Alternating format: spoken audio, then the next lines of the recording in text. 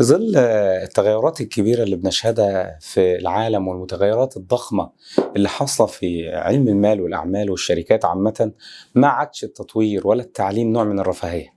أصبح فرض، أصبح اللي مش هيتعلم ولا يطور من نفسه أصبح في غالب الأمر يا إما هيقف وهيتراجع مع مرور الوقت. وكان دي بصراحة الدافع عندنا إن أنا أدور على حد يعني إيه يدرب بس بإبداع، يعني يدرب بس خارج الصندوق عشان يواكب التطوير اللي إحنا شايفينه ده، ويواكب إن التعليم التقليدي والتدريب التقليدي ما عادش هينفع في العصر الحالي. فبذلك بصراحة هنا تميز الدكتور طارق بشكل كبير جدا، يعني نشط التفكير، جارى الأحداث، وافق فوق توقعات الواحد اللي كان جاي عشانه بصراحة في القرص ده بشكل غير عادي جدا. كل محاضرة فيها إبداع غير عادي. أنا واحد من الناس باجي المشوار 3 ساعات من أجل فعلا القيمة المضافة والقيمة اللي بستفيدها بشكل كبير جدا من الدكتور طارق. فأنا بصراحة بدأ أي حد عايز إبداع، عايز يغير من نفسه، عايز يطور من عمله، عايز يكبر من حجم شغله، لابد أن يحضر.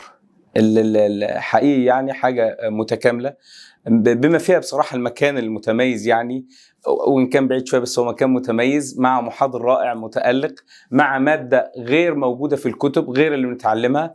ويمكن ده أنا بقوله وأنا دارس ماجستير معايا MBA وحاليا بخلص الDBA، ولكن بصراحة الموضوع كله على بعضه إبداع، إفادة، مرة أكثر من اللي قبلها، مرة أكثر من اللي قبلها. ففعلا نصيحة خالصة لأي زميل أو أي حد يعني يشوفنا، يعني بصراحة إن لابد يقدم على حاجة زي كده. شكرا جزيلا.